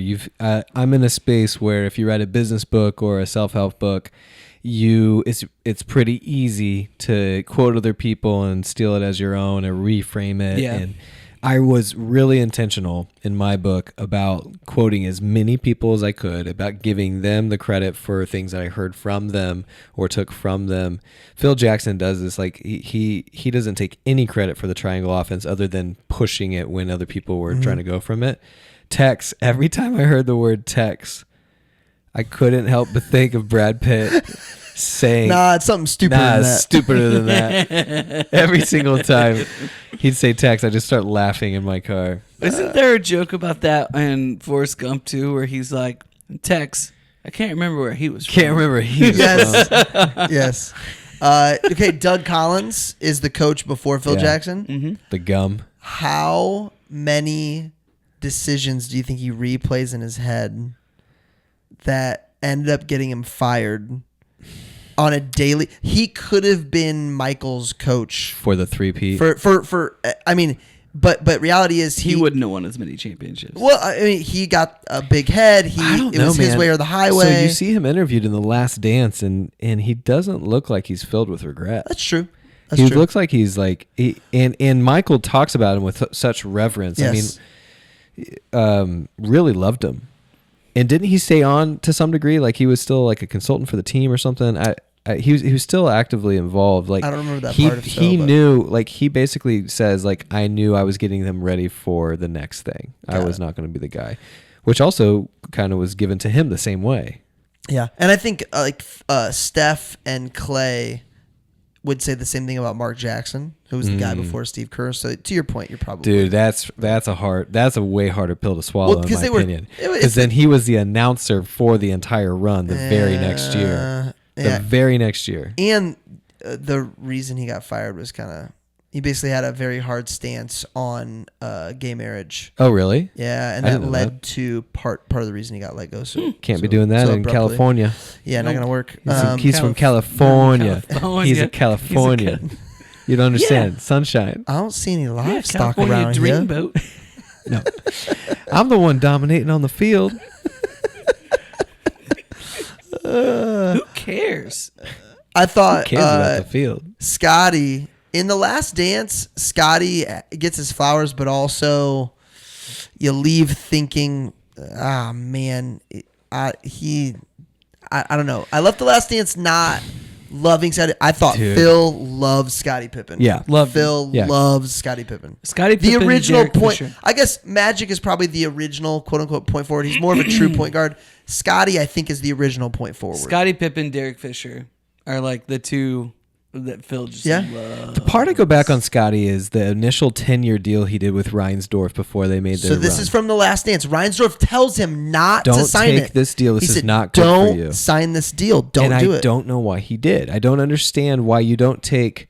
So he took less money over longer time. Yep. Because if he got injured, he wouldn't be able to provide for his family. I'm just take. I know, but when you're like so poor. Yes. Yeah. I'm assuming here, but I think the story is he'd been poor his whole life, Yeah. or at least and not. if you roll an ankle, it's game over. I get that, but like, why lock yourself in for that but long? But Reinsdorf literally said, "I don't redo deals. I Right. do not. I don't. You're gonna have Yeah, to wait the whole this is time." your deal. And I mean, to Reinsdorf credit, like he didn't. was very honest with his players. By the way, it's interesting to see with the caps and the way they work, like if they would have been able to build a championship team if they paid him. That may have been the reason why they that could could have sign been. a Rodman. They could Right. sign a Ron Harper. Because They that was could- a second. They had 2 3-peats over the course of his 10-year low pay deal. Yep. And then I think he probably made a little bit of money. Where did he end up going? Portland. went to Portland. Yeah, for a couple of Went years. to Portland. So he brings up later though how Michael is playing baseball for the White Sox because that's Jerry's baseball team. He had no problem changing that deal for Michael to come back to play basketball. He didn't change the deal. He said no. He was still under contract for the lockout season, and Michael was like, "Well, I don't want to wait for the lockout to end. So can I come back and play basketball?" He's like, "Yeah." He wasn't going to be a scab. Yeah. Well, he got offered to play in the MLB because the MLB players were getting locked out. Mm-hmm. But it probably also was he didn't want to get exposed because he really wasn't. I don't think that's it at all. I think he was on don't the think up and that- up. Dude, he had a great batting average. He was trending upwards, but he just didn't. I think he knew he wasn't going to be much better than AAA. It was 202. It was not a great batting average. That was including the entire season. It was trending the right direction. So you're saying he was playing well? He was playing really well. He got a hit in every game in the first 20. He had a 20. Could you get a hit? Marcus, I've seen you play softball. That's like the best part of Space Jam is when the catcher is telling him what the pitch is. Yeah. Don't swing. Don't I told you to swing. Man. And then he strikes out and everybody's clapping for him. Yeah. Like, I told you not to swing. Great cut, Michael. Great cut. Dude, the ability to make fun of yourself at that level, like having such a big ego, being Michael Jordan. I mean, yeah, because he knew he was about to come back and just crush everyone in the league. Yeah, dude, what would have happened? Like, we wouldn't have gotten a second three-peat if it wasn't for those stupid little aliens. Why? Well, that's why he was inspired to come back. No, it wasn't. What? What are you talking about? The aliens story that of came Space down. Jam, Remington. I know that what he's talking about, but He what are you wouldn't talking have been about? inspired to come Okay, back to time the out. Bulls While if he we're- didn't know that he still had the game. And While okay, we're on the I'm with topic you of now. Space Jam, I'm with you now. Bill Murray at the end of that movie is talking to Larry Bird, and he sits down next to Larry Bird. He goes, "Larry, it could have been me." could have been me. He goes, "What are you talking about?" Could have been me. What? Just eat some popcorn. He goes, "Let's go Bulls!" So good. The comedic timing of Bill Murray is unmatched. Gonna go out Unparalleled. undefeated, 1-0, never changing. That's my fight record, by the way. How about? I don't know. How about? That's my collegiate tennis record. Nice 1-0. winners. That's what we are. Winners. I don't have anything. Yeah, exactly. You're not 1-0. 1-0 in anything. So he talks You know about what they call that? A big fat L. It's a Rodman's callback to the, teammates. Patriot. Rodman's teammates getting a bus. He's struggling to, I don't know, just find himself in this new role. He's acting out. Teammates get a bus and they're like, "We're taking Dennis out." It feels like, all right. Him and Jerry are having breakfast the next morning before shoot around, and the bus gets back to the hotel. And he says that they lose, but it was like the best thing ever. Yeah. Yeah. I love hearing about, all these, like when a team's struggling, you probably know there's something else going on, but to hear about all the actual stories of what was actually going on is pretty awesome.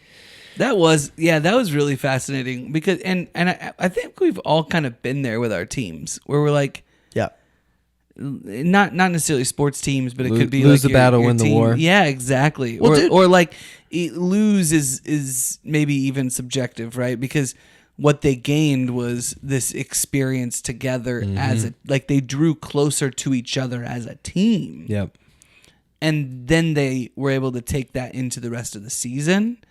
And You were talking about Scotty, and you said watching The Last Dance, you had a bad taste in your mouth by the end about Scotty, but reading the book, you felt like he was a cool dude.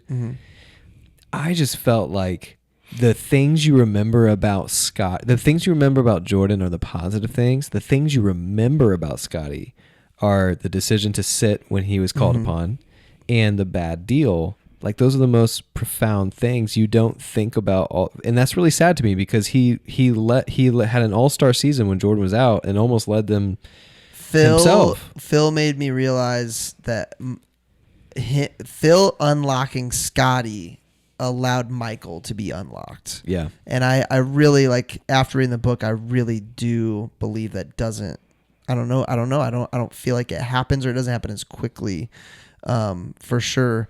He did. I feel like in The Last Dance, I was led to believe he was, and maybe it's true. You're right. I mean, to literally say, no, I'm not going out there if you're letting Tony shoot the last shot. Mm-hmm. That's mentally weak. Mm-hmm. So yeah, there's definitely some mental weakness there. He needed Michael. I remember when there was like whispers of Michael potentially coming back. It was during a game. Scotty has the camera come over and he points to the Jordans Bottom of his shoe. and he points to it. By the way, no one will wear anybody else's shoes. No one will wear another active player's shoes ever again.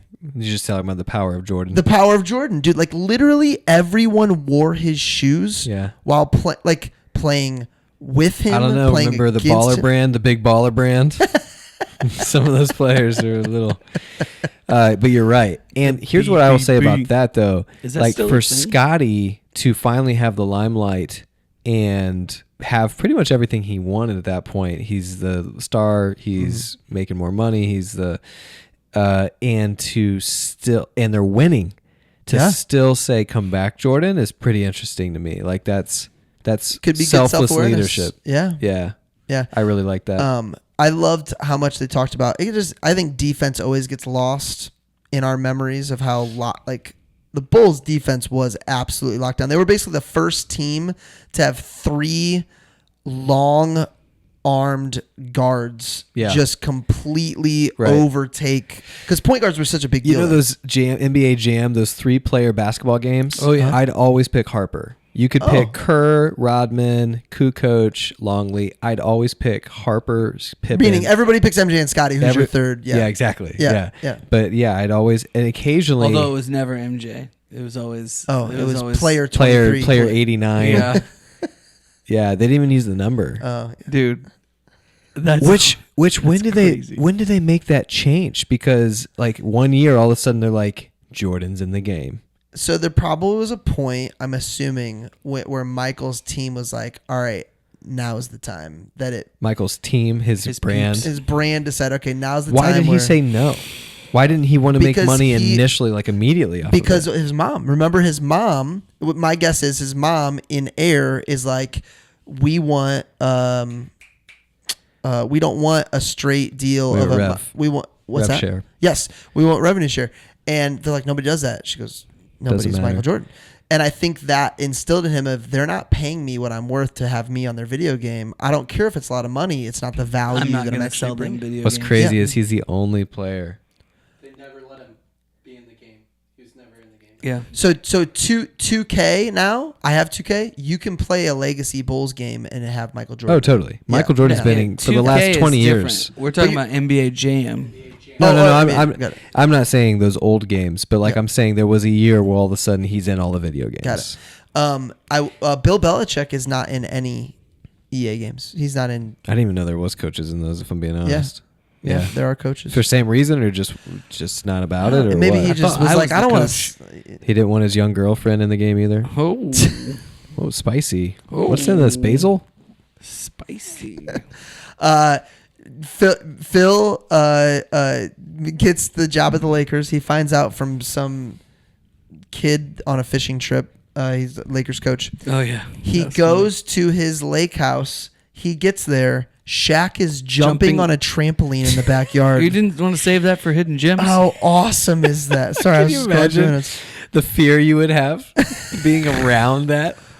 Dude, jumping on a tram, like, how low That was might that be- thing hitting that the might be ground? movie reminds magic. me- That might be That movie magic. reminds me of when Movie magic. there was a adult jump in the back of our region manager's house for a corporate trip. jump, Did you just call like it a in, jump like yeah, in, have you seen Four Christmases? Four Christmases? I know You you call it a forget jump- as soon as No, you. no, but it's not called a jump. It is a jump. Four In Four Christmases. Christmases, it's a jump. Okay, jump in that jump. case, I stand corrected. There's an adult-sized jump. Reese Witherspoon. And Adrian Ivasic, who weighs every bit of 280 pounds, was playing basketball with us in the jump.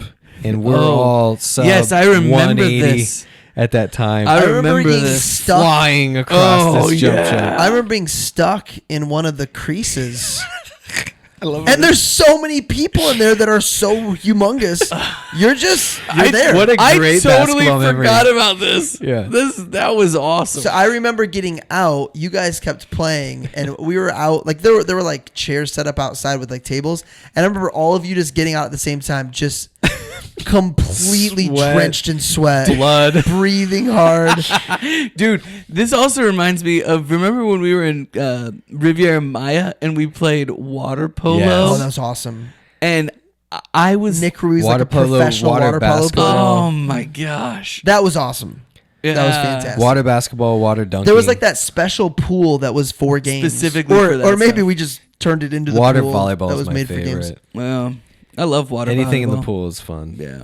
Water volleyball. Now, do you prefer playing with an actual volleyball or the No, beach the ball beach situation? balls. Yeah, Yeah, you can't play with a real volleyball. it'd be tough. It'd be tough, especially if you're short. I mean, not hard. He's standing in the deep end. Have you guys seen a highlight of Derek Fisher's 0.4 second game winner in a while? Oh, yeah. I watched it when I read this. Pretty awesome shot. Incredible. Pretty fantastic shot. He also brought up the dunk by. Kind of reminds you of the Ray Allen one. yes, And yes. So when the years of stars dunking a basketball, but if you Google the dunk, it's the Knicks player that dunked on Jordan. You know who I'm talking about? No. He talks about this in John Starks. John Starks. Really? If you Google the dunk or YouTube the dunk, it's John Starks, and it's not a like there's been much better dunks, but it just came at such a pivotal time against Jordan. might be the power of New York. Reggie too. would have never let John Starks do that to him. Reggie Really? never would have been in the lane. When Reggie anyone would have was been on coming. the other side of the court calling for the ball when they rebounded it. Reggie would have been on the ground complaining You know what? that John Starks You know what's fouled him funny? on the way. What's funny? Ron Artest is the reason Kobe got his 5th ship. Ron Artest is the reason that Reggie Miller never got a ship. Ron Artest is the region. Debatable. That You're Pacers- telling- I think, Dude. I think what you're saying is, I think what you're trying to say is that the Detroit fans are the reason that Reggie No. never got his You ship. know, No. you know when you're getting paid. Have that you seen much, that? Have you seen Malice of the Palace? Or no, Yeah. I'm sorry, not Malice of the Palace. Have you seen Ron Artest's version? No. Not the ESPN 30 for 30 Malice of the Palace, which is No. phenomenal. There's a response documentary that Like him and Jermaine O'Neal did? Yes, Jermaine O'Neal's behind. Yes, I have. It was really good. Yeah, Hmm, it I is haven't really seen good. that. But yeah, I think that Pacers team wins the championship. The more I learn about them, I mean, they were. I know very they good. do. Yeah. Yeah. Steven Jackson doesn't get enough credit. He was in his prime. Yeah, they had some really, really great. But Jermaine Did they have O'Neal. Lance Stevenson? No. No. But no. that is was one of awesome. my favorite Pacers of all time. Dude, I have a Lance Stevenson jersey. Here's the thing. When that version of Lance Stevenson is on I have your a Bob team, Sanders jersey. on your team and you're winning, it's awesome. Oh. If that version of Lance Stevenson is on your team and you're losing, When Oh, he would it's guard embarrassing. LeBron, when he would guard Blow LeBron in and his ear. blow in his ear, when he blew, that was so funny. That played that That's slow the kind motion of player, though. Lance Stevenson's the kind of player that Phil Jackson can just like pull hone magic in, out yeah. of somehow. Yeah, totally. He's gifted. yeah. Anything else make you stop and think before we get into quotes? Was Luke Walton a more tame version of Draymond Green? And here's what I mean by that. Not many actual skills, but knows how to play the game the right way and facilitate. I think so. I think Luke I can't remember was watching Kobe's him play, to be Draymond. I honest. think they're Well, the both pretty way talented. Phil the way Phil described him was he wasn't a great shooter, he wasn't a great defender, he wasn't a great ball handler. He just played the game the right way, played hard. I hesitate to say that Draymond Green plays the game the right way. Right. That's a very loose. Okay, on the court and when The art of basketball. Sure. Okay. He's I'll in the give right you that. place at the right I'd much time. rather watch him than James Harden. Yeah. What else? Is that a quote? Are we doing quotes, or were you still on the thinking? I'm asking. No, that was anything left. Mm. What made you stop and think? Okay, I'll say this for. Yeah, I think we're good. Okay, let's go. Quotes. Oh shoot, I had gems. Let me pull up my quotes. I'll go. The more I tried to exert power directly, the less powerful I became. I learned to dial back my ego and distribute power as widely as possible without surrendering final authority. I have found when I'm leading the best, that is how I'm leading, for sure. Where I don't surrender final authority. I always I let them know, hey, I'm gonna make the last call, what's best for us. But when I distribute power as widely as I can, that's when teams working best. All right, I've got a quote that is exactly like that. The strength of the team is each individual member. The strength of each member is the team. It's a little bit more. All for subtle. one and one for all. Mm-hmm. Red was notoriously sphinx-like with the media. He often took reporters out to dinner and talked for hours, but he rarely gave them anything they could use. Yeah, and Phil did that too. Yeah, and I love that because there's an art to that. Mm-hmm. Right? Like I think about why was that important? Why do you think that was important? Why is it important to take out the media? Well, because they're gonna control the narrative. Mm-hmm. Right? Why is that important? Because you're in an entertainment. Like ultimately, this is just entertainment. I totally agree. I think the amount of that gets lost, and honestly, I feel like LeBron has suffered at the hands of poor narrative versus Jordan in this whole debate. It's affected his brand. True. Yeah. The dude as a whole has actually been a better citizen than Jordan was. He's had very little, if any, controversy. Yep. Family-wise, event-wise, but and also, I think the number one thing people hate about him is his whininess and his acting. But to your point, I feel like the media definitely protected Jordan. It did, from those but moments. when you go back and watch, like it didn't feel like it at the time. Like when they were coming down on him for his dad and his gambling. Yeah. But at some point he conquered it. I don't know how he did and LeBron can't. But I definitely feel like the media has helped Jordan and hurt LeBron. Yeah, without a doubt. I can't explain it. And yet, as a coach, I know that being fixated on winning, or more likely not losing, is counterproductive, especially when it causes you to lose control of your emotions. I really like that because I think that if you... It's always great to have like specific goals, right? But if you get hyper focused on it to the point where small little things are setting you off, right? And you're making you emotional about it, then you're not going to win.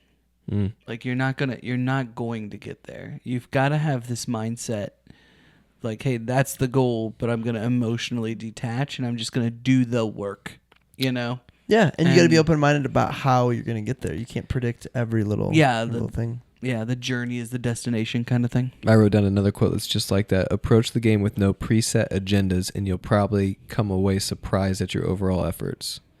And then the next one, when the mind is allowed to relax, inspiration often follows.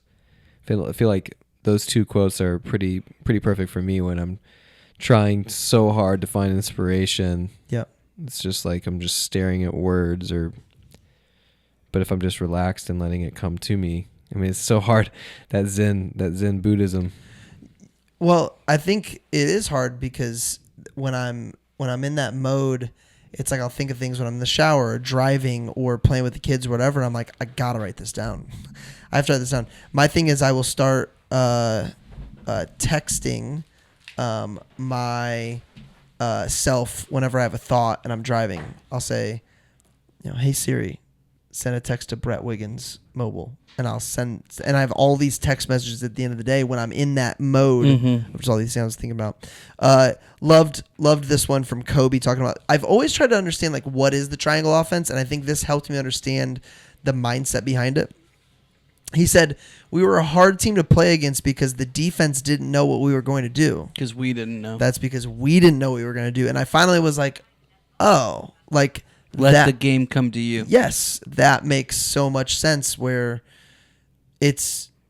And then I think... Was Siri just sending a text message to Brett Wiggins? She was. And Phil even says something like, he had like a rule, like a 4x4 rule, where you had to do something with the ball within 4 seconds Yeah. every single time.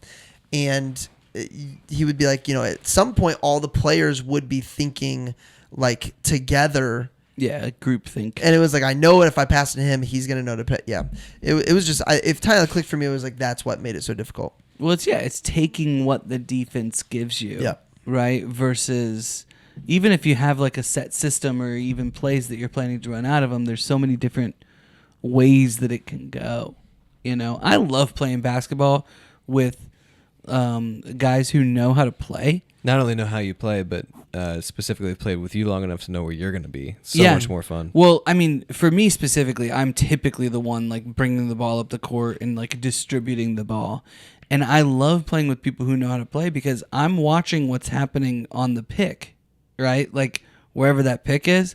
And sometimes I'm going to throw it to the person that set the pick, and they better have rolled because it was open, or else that ball is just going to go like through the end, right? But it's like, listen, man, I can't help it. You were open. Like you need to do what you're supposed to do. 2 thoughts on that. One, you probably hated playing with me. I'm very I sporadic. don't like playing with you.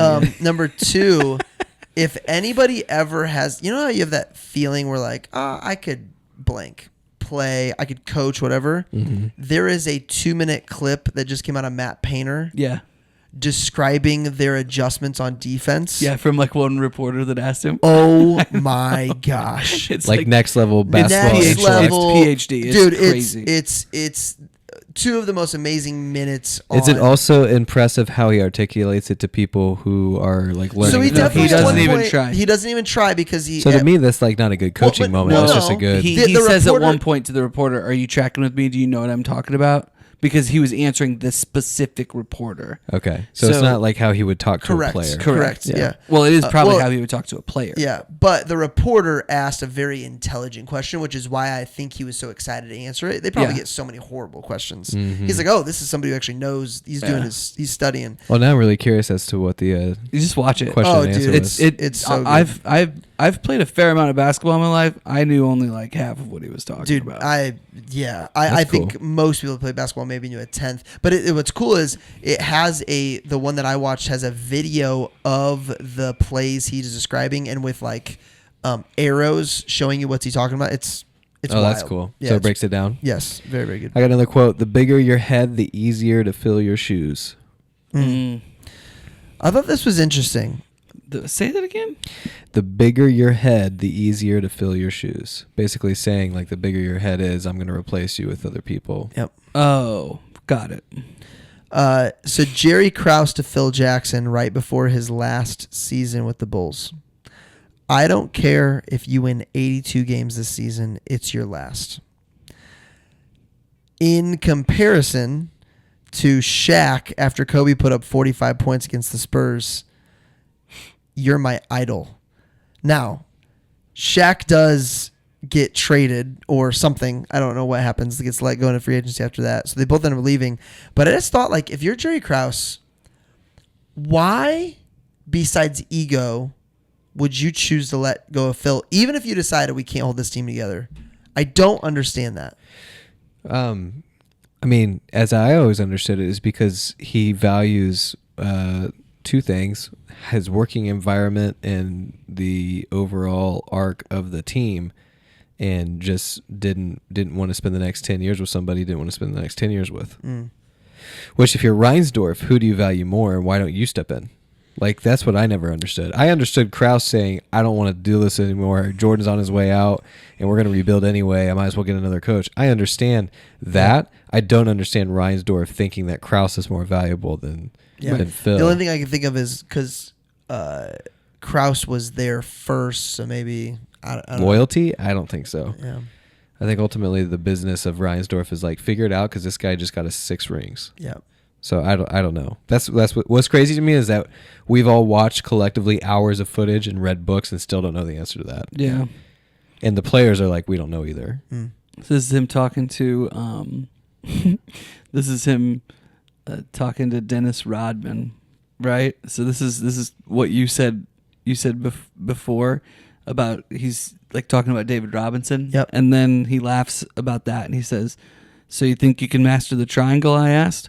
Oh, yeah, that's no problem for me. He said, the triangle's about finding Michael Jordan and getting him the ball. Yeah. Yeah. Which definitely was the perception of anybody not on the team, and even some people on the It team. was a But pretty good start. pretty good. Pretty good. Any more quotes? Ready for hidden gems? I'm out of quotes. Let's do it. Nickname in college. Do you guys remember? Oh, Was it something about long arms? Played into it, I guess. The mop, because he was always diving on the ground for loose balls. Yeah. Love it. Like Brian Cardinal.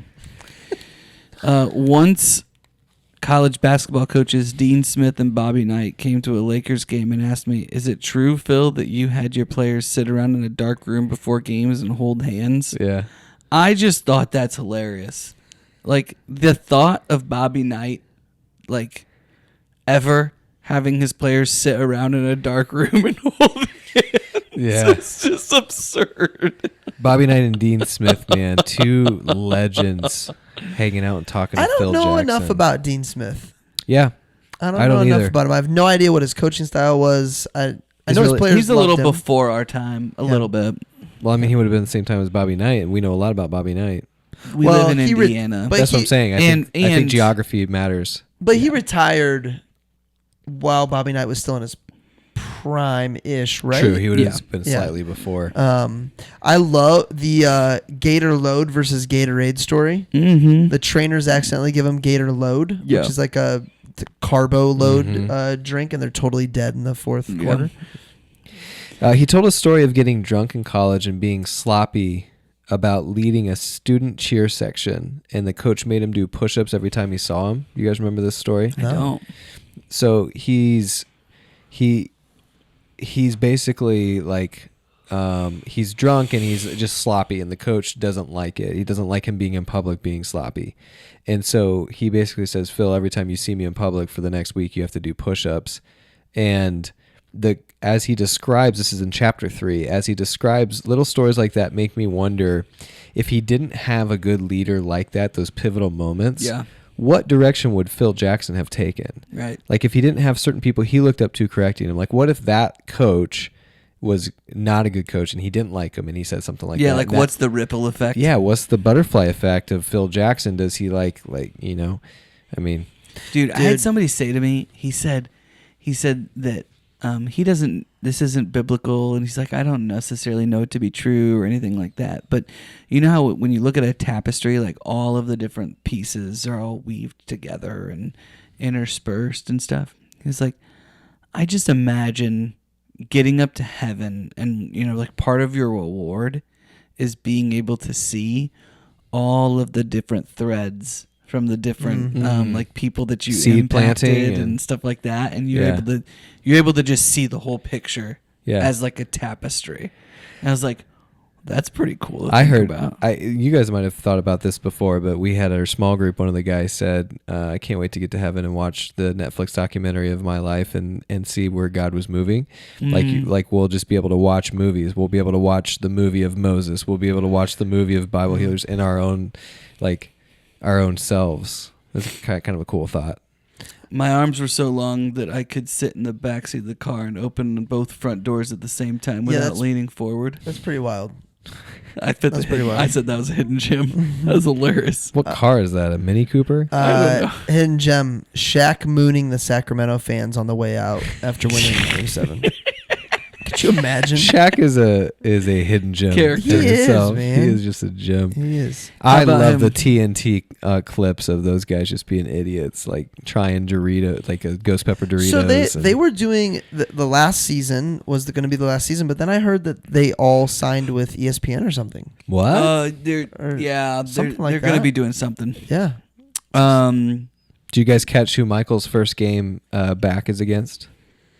Pacers. The Indiana Pacers. Yeah. In Or- Indiana, I believe. hmm Yeah, Michael Jordan's first game back was about a mile from here. a mile, Yeah. 1 mile. A couple miles. No one knows where we're filming. Two more One of for your me. podcasts used to be filmed in the That's It was true. filmed in the place. no Yeah, Market Square Arena. yeah. Cambridge. Spurs got stuck at the airport before flying to LA. So they had to sleep on one plane while waiting on the next one. Get on the next plane, get there, and lose both games. Mm-hmm. Crazy. Yeah. Didn't know that. Do you guys ever had to stay overnight in an airport? Yes. Well, Overnight? Or I just I had to stay overnight in Charlotte in a hotel that the airport got me because of their malfunction, and it was bad. we were flying to Hawaii and got delayed and had to stay in LAX overnight because we couldn't afford a hotel room. So you So we like just stayed in the slept. terminal? Hawaii trip? Yeah, like I'm not against that. Yeah, I'm not against it that was at all. awful. Yeah. You Trying know, to sleep I- on. They I probably didn't go on that trip because Reed was born. Reed, yeah, they probably purposefully kind of almost set up all exactly- those Oh, they don't want chairs people to sleeping. not be almost yeah. exactly 13 years ago. Yeah. Mhm. Wow. Oh. Yeah, that would have been right Dude, now. you know who slept in an airport a lot? Tom Hanks in The Terminal.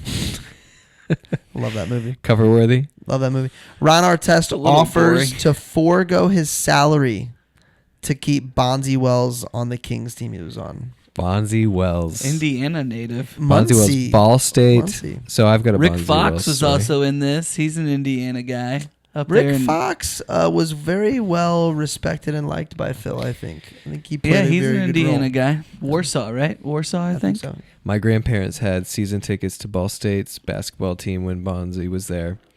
And Bonzi gets drafted and is in the league for a year or two. And we're at a game, and it's like a dead game. I think it's spring break. Nobody's there. Stadium's half full.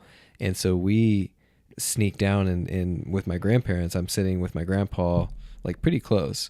And I look behind me, and there's someone who looks just like Bonzi, like 15 rows up, and no one's around him. And it's just there with his family. And I go, Grandpa, that looks like Bonzi. He looks up, he goes, that is Bonzi. So I literally go up, and that was probably the coolest autograph I ever got. I was like, Nice. I just handed it to him. I was so, I didn't know what to, I don't know how old I was, 10. Yeah. I didn't even know what to say, so I just held it out. You just read The Last Dance. Yeah, I had just read the documentary The Last Dance. My cousin played on an AAU team with Bonzi Wells. Yeah. Yeah. He was a stud. Very good ball player. Francis has a fun LeBron James story, if you guys haven't heard it, about playing in AAU, being up at halftime, and then LeBron shows up at halftime. To play. Like, literally has shoes on. He just kind of rolls up, and then they win by like 30. Against Francis. Yeah. Pretty great. Rating They're time, the same age. boys. I'm a 7.3. Oh, wow. That's very high. So you just like the way it, you just like the way it reads. I loved parts of this book. I loved the stories, loved learning about it. But the second half took a while. Yeah. Yeah. Well, I'm a 6.0. I think he doesn't really get into the sports until chapter 7, and then it fades out, and that's why people read this. And I've always said that. And I don't discount some of the other stuff that he does. Obviously, I don't agree with most of it, but I did think it was interesting. And one of my hidden gems that I forgot to mention was just that he was raised by ministers, and we talked about this earlier in the show. But like how you present the gospel to your own kids. Not just that, but how you introduce the real world and these other thoughts and Yeah. things. Is he was never taught anything else. I'm glad you or said that. anything else existed. I'm glad you said that, because this is literally the note. This is how I wrote down this note. He's known for being a Buddhist, but both his parents were ministers. There's something about being a kid or a high schooler that makes you want to rebel. But maturity is realizing that just being different needs to end and truth needs to take over. Yeah. Yeah.